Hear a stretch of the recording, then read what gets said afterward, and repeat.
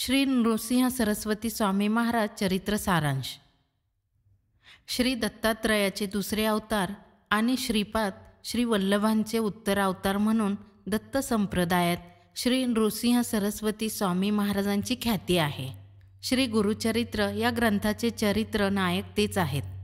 कुरवपूर येथील ज्या अंबिका नावाच्या स्त्रीला श्रीपाद श्री वल्लभांनी आशीर्वाद दिला होता तीच अंबा भवानी या नावाने करंज नगरातील वाजसनेय शाखेच्या ब्राह्मण कुळात जन्म पावली. तत्कालीन परिस्थितीनुसार योग्य वेळी तिचे लग्न त्याच गावातील शिवव्रती ब्राह्मणाशी झाले. पूर्वसंस्कारामुळे ती त्यावेळीही शनी प्रदोषी पतीसह शंकराची पूजा करीत असे. वयाच्या 16व्या वर्षी तिला एक पुत्ररत्न झाले. त्या पुत्राचे नाव नरहरी असे ठेवण्यात आले. हेच आपले श्री नृसिंह सरस्वती स्वामी होत. जन्मताच हे तेजस्वी बालक ओंकाराचा उच्चार करू लागले. बालकाच्या अलौकिक कत्वाची वार्ता सर्वत्र पसरली व त्या बालकाला पाहण्यासाठी अलोट गर्दी होऊ लागली. तो मुलगा 7 वर्षाचा झाला तरी ओंकाराशिवाय एकही अक्षर बोलत नव्हता. आपला मुलगा मुका निघणार या भीतीने मातापित्यांना अत्यंत दुःख होऊ लागले. अखेर व्रतबंधनाचा उपाय करून पाहण्याचे ठरवले. सांगविधी विधानानंतर नरहरीला गायत्री मंत्राची दीक्षा मिळाली आणि तो मातेकडे भिक्षा मागावयास गेला. ही भिक्षा मागताच त्याने मुखातून वेदवाणी प्रकटवली. त्यावेळी सर्वांनी ह्या दिव्य बटूला नमस्कार केला. जाणत्यांनी ओळखले की हे आगळे स्वरूप म्हणजे देवाचा साक्षात अवतारच होय. हा सोहळा आटोपल्यावर बटूने आपले मातेस तीर्थयात्रेला जाण्याची अनुज्ञा मागितली, परंतु आईने ती नाकारली. तत्क्षणीच बटूने साक्षात श्रीपाद श्री वल्लभांचे रूप आईला दाखवून पूर्वजन्मीच्या सर्व गोष्टींची आठवण करून दिली. त्यामुळे तिने बटूस अनुज्ञा दिली, तथापि आपणास पुत्रसंतती प्राप्त होईपर्यंत आपल्यापाशी राहावे अशी इच्छा प्रकट केली व ती बटूने मान्य केली. पुढे 1 वर्षातच तिला 2 जुळे पुत्र झाले. या घटनेनंतर थोड्या कालावधीने सर्वांची अनुज्ञा घेऊन श्री नरहरी बटू काशी यात्रेस निघाला. काशीला पोहोचल्यावर नरहरी बटू वर्णाश्रम धर्मानुसार आचरण करू लागला.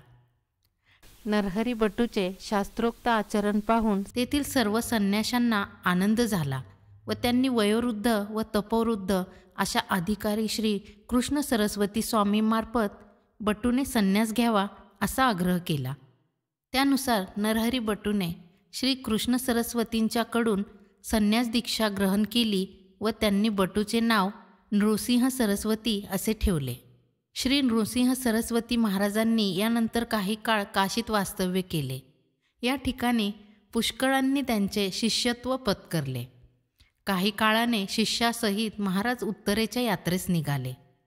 ह्या उत्तरेच्या यात्रेच्या निमित्ताने 30 वर्ष तीर्थाटन केल्यानंतर महाराज पूर्वाश्रमीच्या मातोश्रीस दिलेल्या शब्दांच्या पूर्ततेकरिता कारंजा येथे आले. आई वडील बंधू भगिनी यांच्या भेटी झाल्या. त्यावेळी तुम्हाला काशी क्षेत्री मृत्यू येऊन तुम्ही मुक्त व्हाल असे सांगितले. घरातील आणि गावातील सर्व प्रियजनांना आपला अल्प सहवास देऊन श्री गुरूंनी करंजनगर सोडले. तिथून पुढे श्री गुरूंनी अनेक ठिकाणी लीला केल्या, अनेक तीर्थक्षेत्रांना भेटी दिल्या, अनेक जिज्ञासूंना व मुमुक्षांना परमार्थाची वाट दाखवली. परळी वैजनाथ जिल्हा बीड येथील 1 वर्षाच्या अज्ञातवासानंतर ते भिलवडी या गावी आले. श्री गुरूंच्या चातुर्मास निवासामुळे भिलवडीचे पूर्व महिमान शतगुणित झाले. पुढे ते कृष्णा पंचगंगा या नद्यांच्या संगमावरील अमरापूर जिल्हा कोल्हापूर या गावी आले व तिथेच 12 वर्ष राहिले. त्यांच्या तपा एवढ्या सानिध्यामुळे हे स्थान पुढे नरसोबाची वाडी श्री क्षेत्र नृसिंहवाडी म्हणून ओळखले जाऊ लागले. या एक तपा एवढ्या संगम निवासात श्री गुरूंनी अनेक लोकांना व्याधीमुक्त केले. एक तपानंतर श्री गुरु भीमा अमरजेच्या संगमावर असलेल्या गाणगापूर जिल्हा गुलबर्गा कर्नाटक येथे आले. येथे त्यांनी 2 तपा एवढा काळ व्यतीत केला. गाणगापूर निवासात अनेक घटना घडल्या. अनेक अर्थांची दुःखे दूर झाली. अनेक जण त्यांच्या चरणसेवेत रुजू झाले. यानंतर श्री स्वामी महाराजांची बरीच प्रसिद्धी झाली व अधिक उपाधी वाढू नये म्हणून यात्रेच्या निमित्ताने श्री पर्वतात जावे व दृश्य स्वरूपात गाणगापूर सोडावे असा विचार महाराजांनी केला व त्याप्रमाणे आपले मनोगत आपल्या शिष्यांस विदित केले. सर्व शिष्य व भक्त यांना अतिशय वाईट वाटले. मी दृश्य स्वरूपात ह्या पार्थिव देहाने नसलो तरी गुप्त रीतीने व अमूर्त स्वरूपात माझ्या प्रेमळ व अनन्य भक्तांकरिता मी गाणगापुरातच नित्यवास करणार आहे.